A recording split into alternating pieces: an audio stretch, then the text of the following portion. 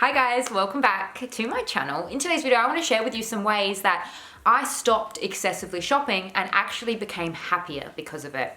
Every now and again, when I feel like I have something new to bring to this discussion, I really want to, because if you're new, you might not be aware, but I used to post excessively about shopping. I think I had a shopping addiction, and it was very much filling a void. And I think that regardless of whether or not you're not that far gone, maybe you just want to save a little bit more money, maybe you're just like sick of buying stuff that you end up throwing out, or you end up trying to sell, or you end up trying to move on. I hope that you might find this video useful and helpful. Regardless of what your chosen poison is, I suppose. Maybe it's designer fashion like it was me. Maybe it's just fast fashion. Maybe it's Amazon. Maybe it's home decor. Maybe it's like Tupperware.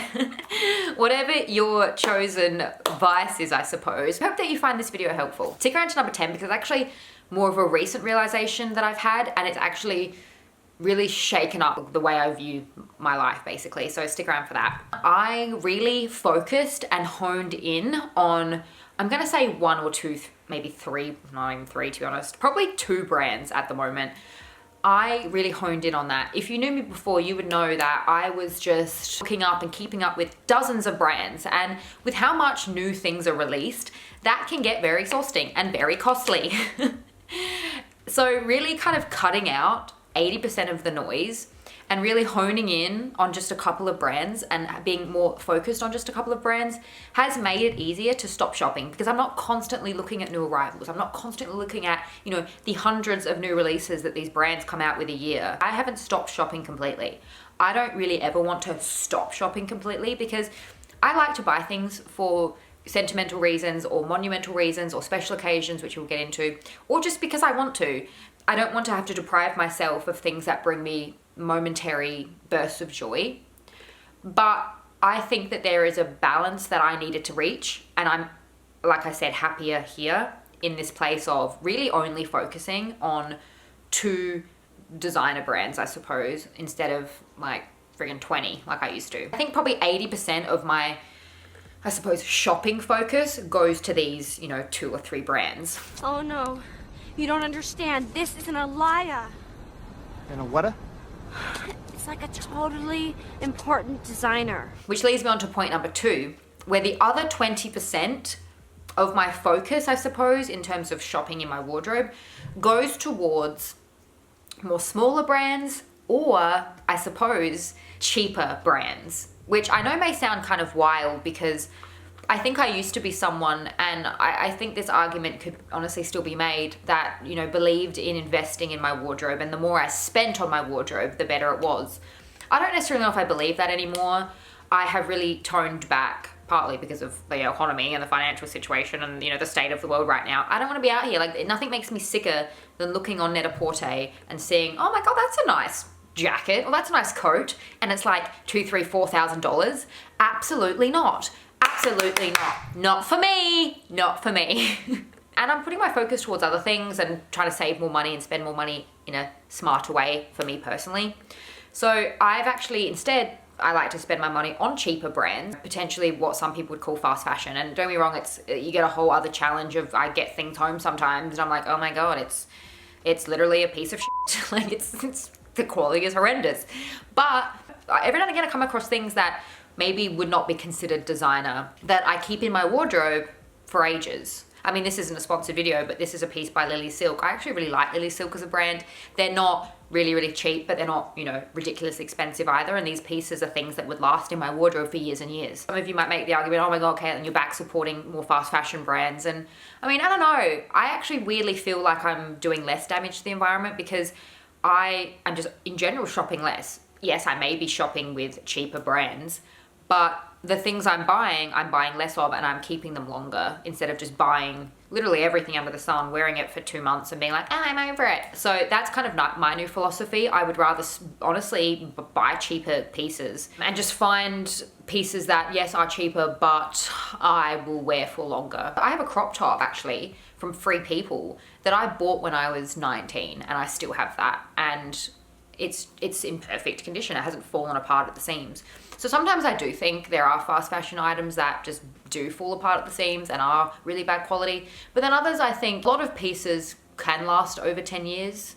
if they're cared for properly and if they're made, decently enough. Okay, number 3, this is a habit that I try really hard to do, and sometimes my brain picks it up and sometimes it doesn't. But before I scroll, I found myself, sometimes I can catch myself and I'm like, hold on a second, Caitlin. Why do you want to scroll? Like every now and again, I'll just get this urge. Like it happened a few weeks ago. It was a Sunday night. I had a big day. I was tired. And I was like, you know what? I just have this itch. I just have this itch to scroll. And I caught myself and I was like, why are we scrolling? Why do we want to scroll? We don't actually need anything. There's nothing specifically that we want on that website. Why do we want to scroll? And I actually have to get in the habit of asking myself that question. And what I've come to realize, and I shared this a little bit ago, but there's actually more reasons now. It used to be, and it still is at some point, if I'm trying to fill a void, if I'm feeling lonely, if I'm feeling sad. Weirdly, I've noticed if I'm bored as well, or if I'm overtired. I'm like a overtired but overstimulated like toddler. I get like in a tantrum mode of I just want to scroll. Weirdly, if I'm overtired or overstimulated, it's so strange. I sometimes have this desire to scroll. So really catching myself in those moments and asking myself the question, why do we want to scroll today? Is there something that I actually need? Is there something I actually want to buy from an online shopping website? Or do I just want to scroll for the sake of scrolling and adding to my cart for the sake of it and then potentially buying it? If you feel like you can't do that, honestly, sometimes it works for me, sometimes it doesn't. I recently downloaded an app that I want to share with you. This isn't sponsored, but I'm loving this app so far. It's called Opal, and I paid for their subscription. And it literally blocks me out of things. It blocks me out of my apps. And it has many different features, like you can do certain times, you can use their particular settings, or you can customize your own, and you can choose whatever apps you want. If you feel like you scroll too much on Instagram, or if you shop too much, you can block certain things. I used to use the Instagram feature, or like the iPhone feature, where you can technically give yourself a reminder, like you get a notification on your phone that says, oh, you've been scrolling for this amount of time. And it's just so easy to literally be like, yep, ignore that. Like, I don't care, just let me keep going. And I needed something that was a little bit harder to penetrate.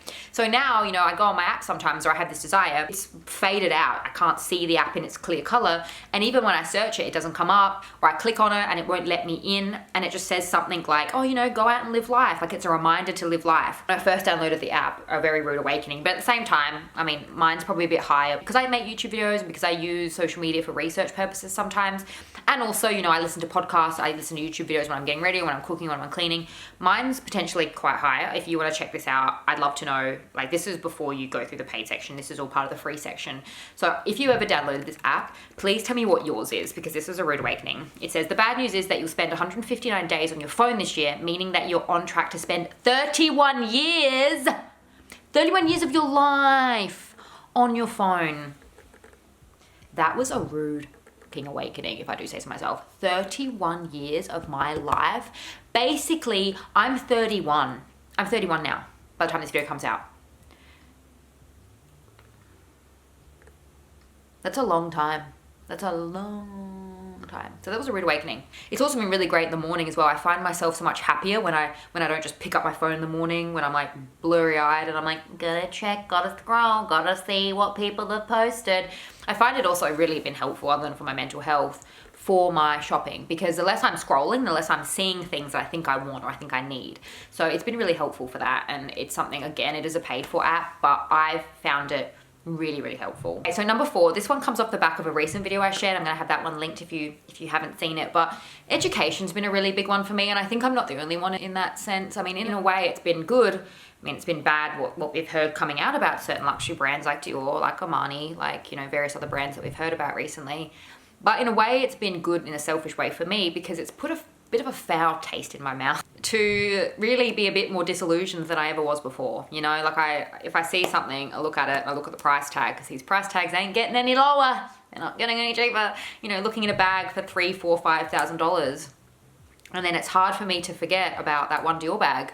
What was reported in the media about the Dior bag, this bag that cost €50 to produce, that they were selling for $2,600. It's really put a bit of a foul taste in my mouth, and the more I've educated myself on the luxury fashion industry and the power of marketing and the potential alleged illegal sweatshop, all the things that I used to tell myself, like, oh, I'm buying them for quality, I'm buying them for the ethics, I'm buying them because it's better than buying fast fashion, come to realize it might not be that much better.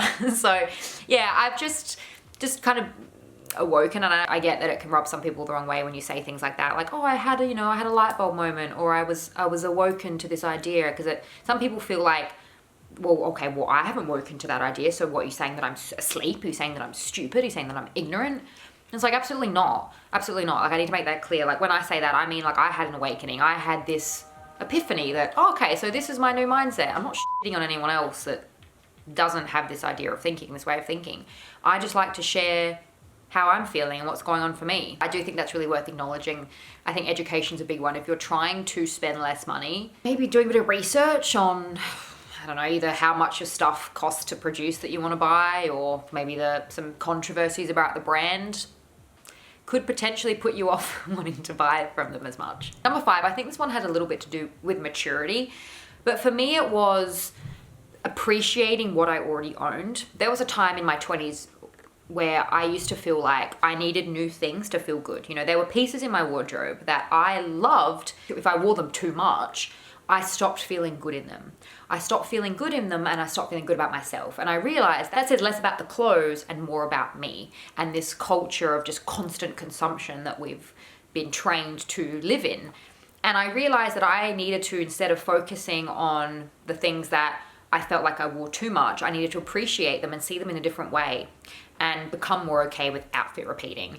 And yeah, just appreciating more of what I already own, which follows on to number 6, following on from appreciating what I have. I felt like it's similar, I suppose, to life.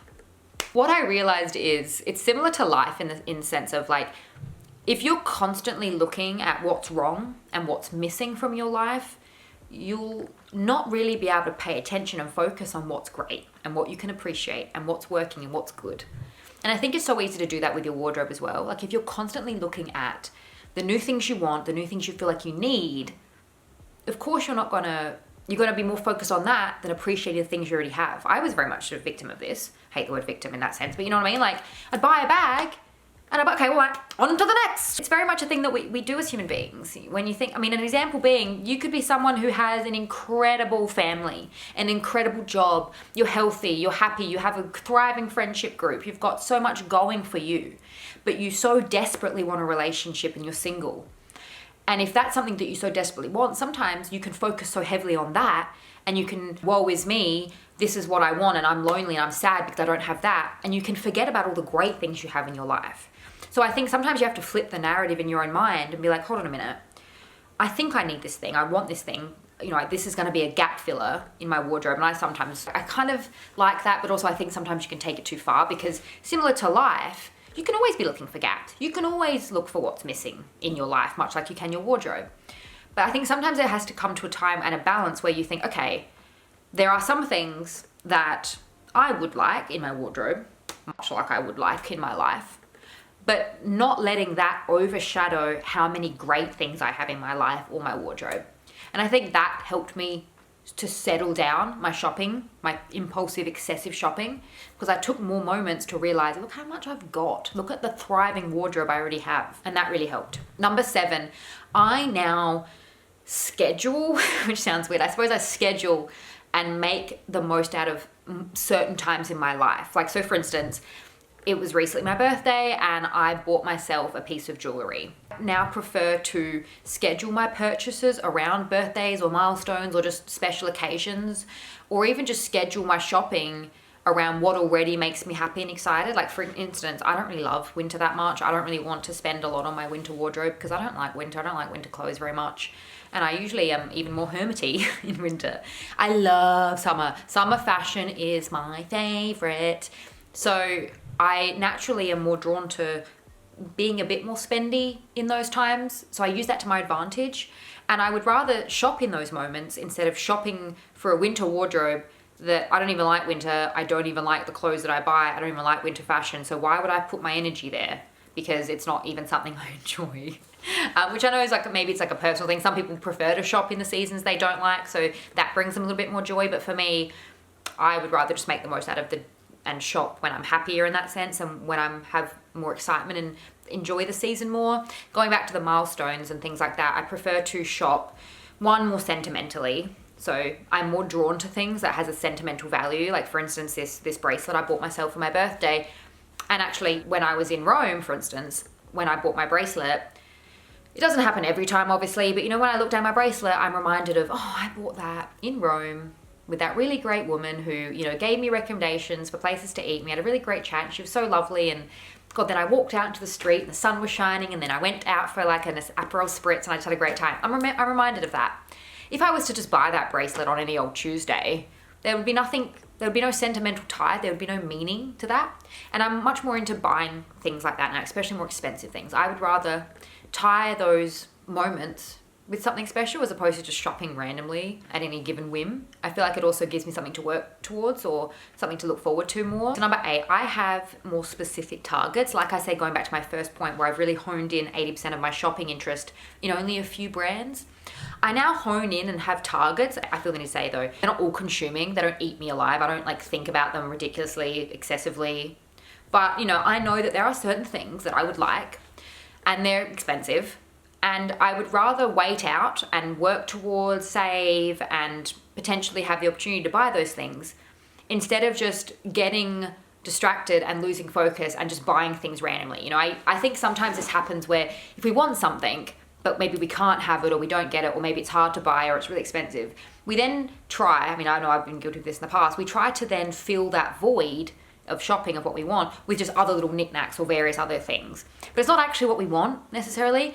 So I'd rather focus my attention in terms of my shopping on a few things that I know I want and kind of just shut out the noise of everything else, because it also makes it easier when those things do become available or when I do have enough money to get those things. I'm more excited to get those things. 1, because I haven't been buying ridiculously or excessively, you know, throughout the year. And 2, I don't feel guilty. Like there's been times in my past where I would, you know, be waiting on a bag or I'd be waiting on a pair of shoes to come available and I'd be waiting ages. And in the meantime, I'd be, you know, shopping up a frenzy, still shopping like a wild animal. And then all of a sudden I'd get a text and they'd be like, oh, yeah, the thing's here or the thing's arrived. And I would either A, not have the money to buy it because I'd bought all these other things I actually didn't really want. They weren't the things I truly wanted. What I wanted was this thing. And then I just didn't have the money, or I'd have to take money out of my savings, or I'd feel guilty. Guilty because I'd take money out of my savings, or guilty because I'd already spent so much money already this year or this month on things that I didn't really want. And if I could go back, I should have just been less impulsive and saved and had my focus on those things. So kind of having more directed attention and more targeted focus on the things that I want. And again, it's not all consuming. Like I'm not like thinking about it all day and all night. I just think, okay, well, you know, when I have the money for it, I'm saving, or, you know, when they become available or when I get a chance to buy one for the right price, I'll get it. So I prefer to now shop that way and be more focused on just a few things as opposed to just having so much excess noise. And number 9, I think this one's quite personal as well, because I think whatever works for you works for you. You know, there is a large community of people that do no buys and who really thrive in that type of environment. What I realize about myself is I don't like that. I don't like that amount of restriction. And I never went about going a year without buying a handbag. You may know I was someone who used to buy them monthly, or freaking bi-monthly.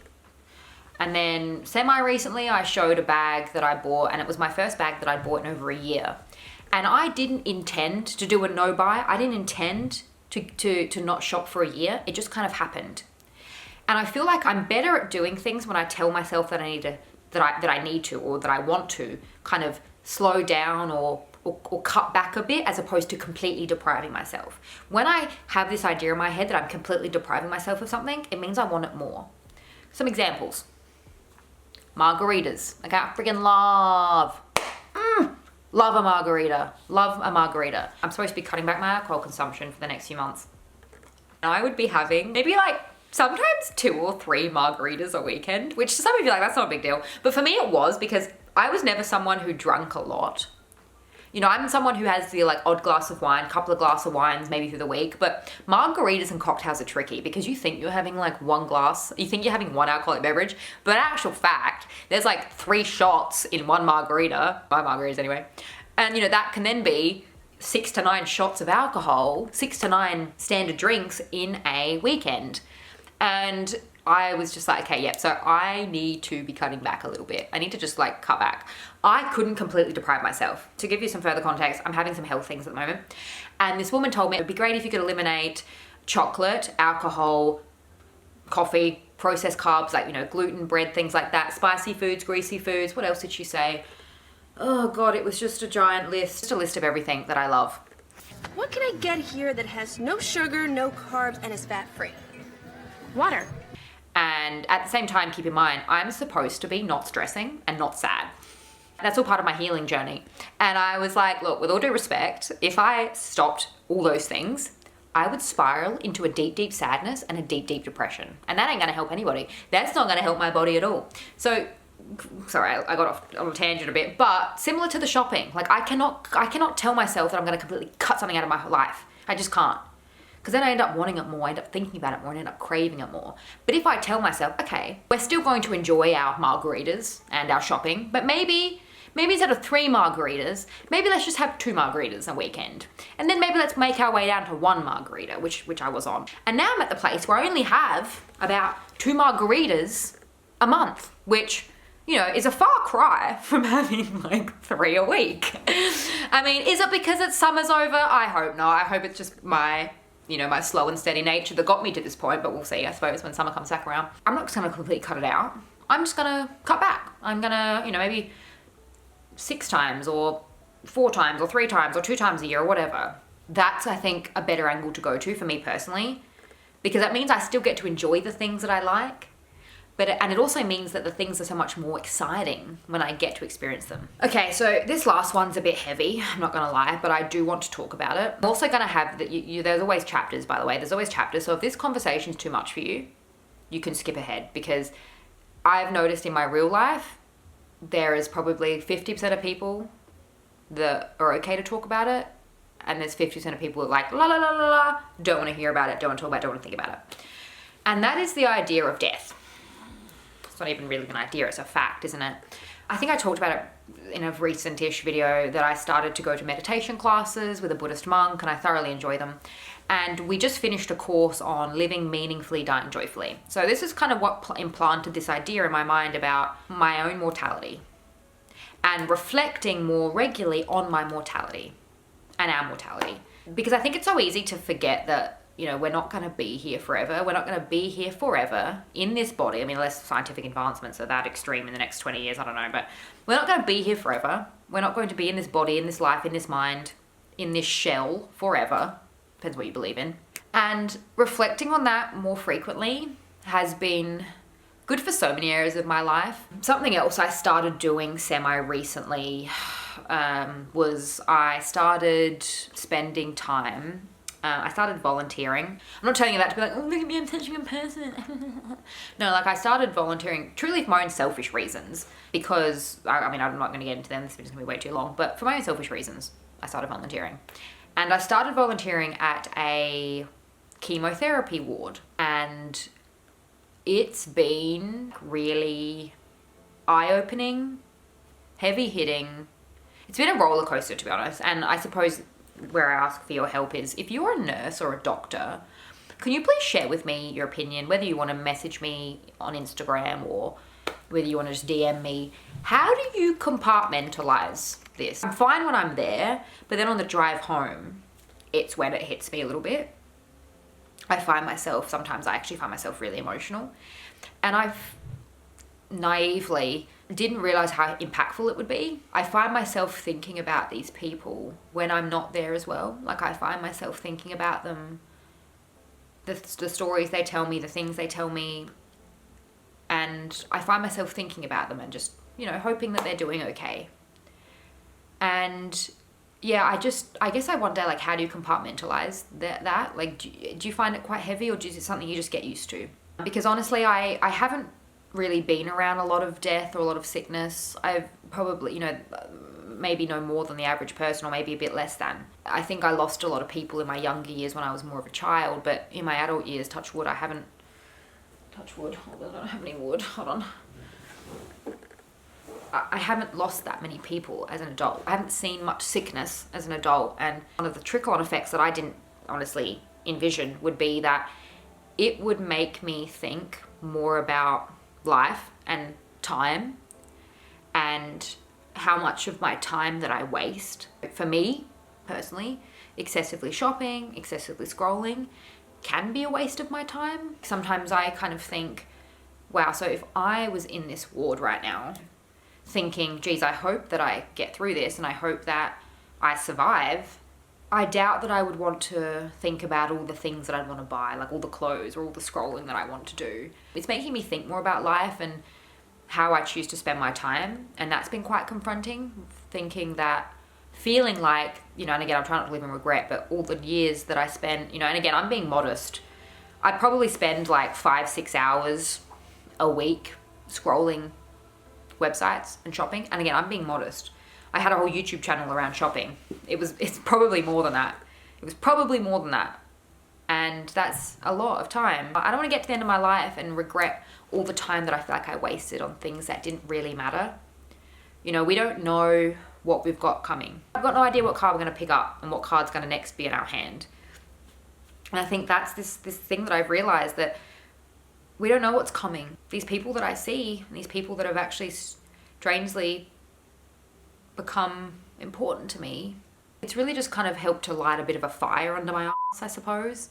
Because I've got things I want to experience. I've got things I want to do. I've got goals I want to reach. I've got accomplishments. I've got things I want to experience. And it's almost like lit a bit of a fire underneath my butt to like actually stop wasting and procrastinating and wasting so much time on things that don't matter. They're so positive. It's really inspiring to see. You know, sometimes I find myself in a traffic jam freaking yelling at someone, getting road rage, or God, stressing about my day, or being pissed off because this happened or this didn't happen or this, that, and the other. And I think, oh my God, if I thought that there was a possibility that I could die tomorrow, would I be getting this angry? Would I be getting this stressed? Would I be wasting this many hours shopping, scrolling? And again, I can't answer that for you, because you might genuinely love that and it might genuinely bring you so much happiness. That may be how you want to spend as much time as you're spending in your life. But for me, I realized that wasn't. Sorry to end on a bit of a sad note, but yeah, it's just quite heavy. Anyway, sorry. I hope this video was helpful to you today. Please let me know if it was. Let me know if any of these things are things you're going to try or things that you want to implement. I'd love to hear from you in the comments down below. I'm going to have a few more links for you here if you want to check those out. Thank you so much for joining me in today's video, and I will see you in my next one. Bye.